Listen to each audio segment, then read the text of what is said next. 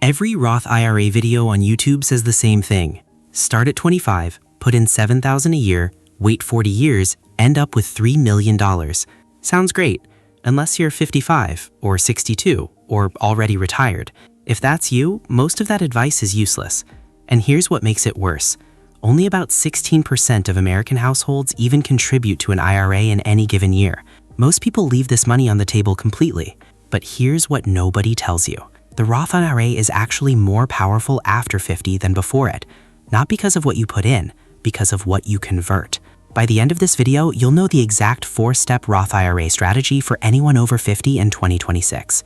The new contribution limits, the legal backdoor if you earn too much, the conversion move that can save you 6 figures in taxes, and the withdrawal order that keeps every dollar tax-free. And there's one IRS rule change in 2026 that forces certain workers over 50 to use Roth whether they want to or not. I'll explain that in a minute. Quick note, I'm not a financial advisor or government employee. Everything here is for educational purposes only. For your specific situation, always check with a qualified professional. Step 1. Max your 2026 Roth IRA the right way. In 2026, the IRS raised the Roth IRA contribution limit. If you're under 50, it's now $7,500. If you're 50 or older, it's $8,600. That extra $1,100 is called the catch-up contribution. And for the first time ever, it's indexed to inflation. That means it will keep growing every single year from here on out. A married couple, both over 50, can put in $17,200 combined. But here's the catch. You can only contribute directly if your income is below the limit. For single filers in 2026, the phase-out starts at $153,000. For married couples filing jointly, it starts at $242,000. If you earn more than that, you're not locked out. There's a legal workaround called the backdoor Roth IRA. Here's how it works. You contribute to a non-deductible traditional IRA. Then you immediately convert that money to a Roth. You file Form 8606 with your taxes. That's it. Takes about 20 minutes. But there's one trap most people walk right into. It's called the pro-rata rule. If you have any pre-tax money sitting in a traditional IRA on December 31st, the IRS taxes a portion of your conversion, even if you only meant to convert the new money you just put in. The fix is simple. Roll your old pre-tax IRA balance into your employer's 401k first. That clears the deck. Now the backdoor conversion works cleanly. Skip this step and one of two things happens.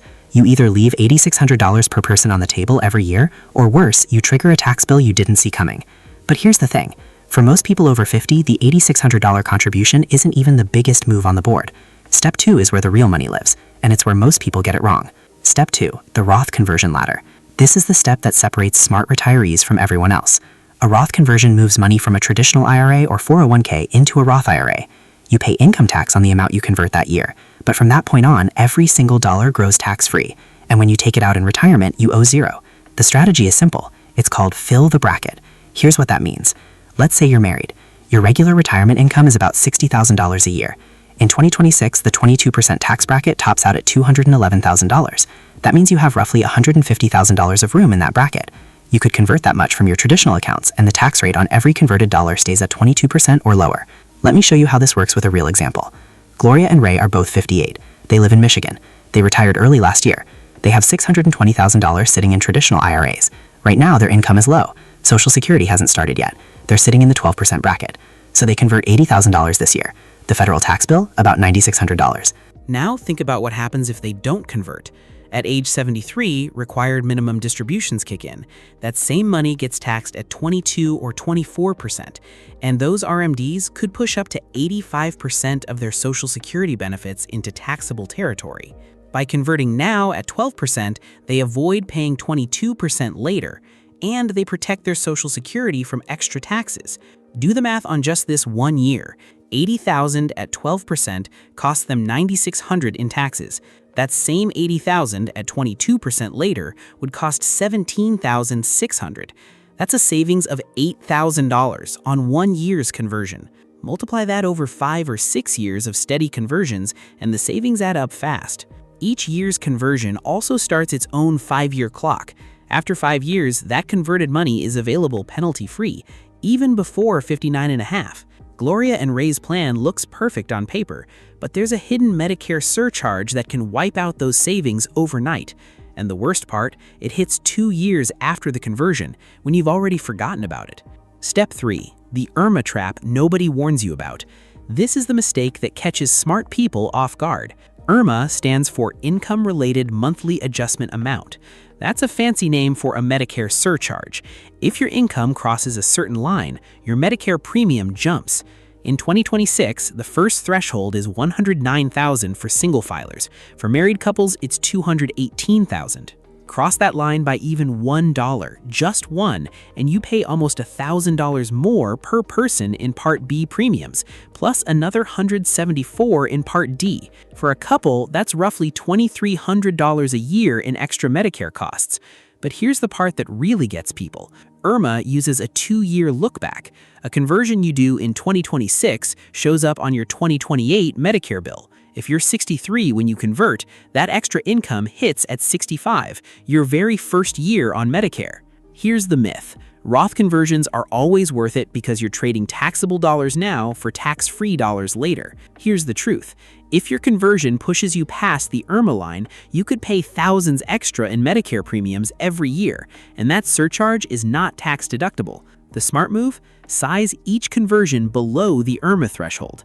Not just below your tax bracket, below the Medicare line too. If you skip this step, here's what happens.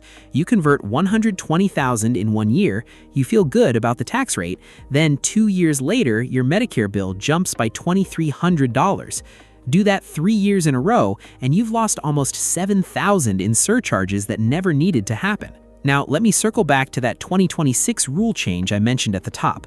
Starting January 1st, 2026, if you earned more than $150,000 in wages from your employer last year, your 401k catch-up contributions must go into Roth, not traditional, Roth.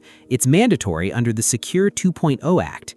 If your employer's plan doesn't offer a Roth option, you cannot make catch-up contributions at all. Talk to your HR department now. Before I walk you through the withdrawal rules, I want to hear from you. Drop a comment right now. Have you started doing Roth conversions yet? Or are you still figuring out whether it makes sense for your situation? I read every single comment. Step 4. The tax-free withdrawal playbook. You've contributed, you've converted, you've dodged the IRMA trap. Now comes the part most people have never even heard of. The IRS has a strict order for how money comes out of a Roth IRA. You don't choose which dollars leave first, the IRS decides for you. Here's the order. First, your contributions come out.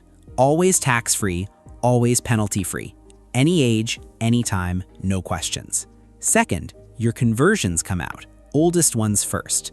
They're tax-free because you already paid tax when you converted. But if you're under 59 and a half and the conversion is less than 5 years old, you'll owe a 10% penalty. Third, your earnings come out last.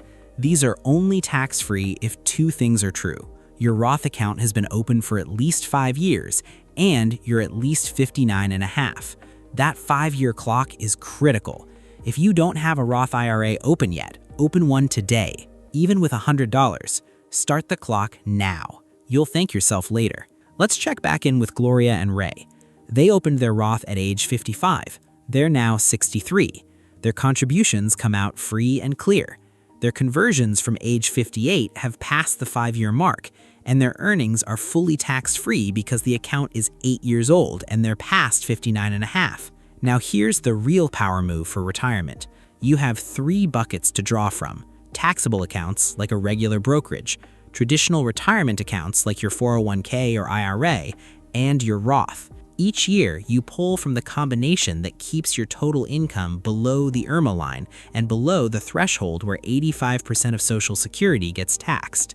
In a year when the market drops and you need cash, pull from the Roth. It doesn't add a single dollar to your taxable income. In a year when your income is naturally low, pull more from traditional accounts and pay taxes at the lower rate. Roth withdrawals don't count as income for either of those calculations. They don't trigger Medicare surcharges. Your Roth is the safety valve that protects everything else. Your 2026 Roth IRA checklist. Let me put this together. Step 1. Max your 2026 Roth IRA at $8,600 if you're 50 or older. Use the backdoor if you're over the income limit. Clear the pro-rata trap first. Step 2. Start or continue a Roth conversion ladder. Fill the 22% bracket while your income is low and your tax rate is small. Step 3. Size every conversion below the IRMA threshold. $109,000 for singles, $218,000 for couples. Remember the 2-year look back. Step 4. Know the withdrawal order. Contributions first, conversions next, earnings last. Start the 5-year clock today. You don't need 40 years, you need 4 steps. If someone you know is over 50 and still figuring out their Roth IRA strategy, send them this video right now. It could save them thousands in taxes and Medicare costs they don't see coming. Drop a comment below. What's your biggest question about Roth conversions? I'll answer as many as I can.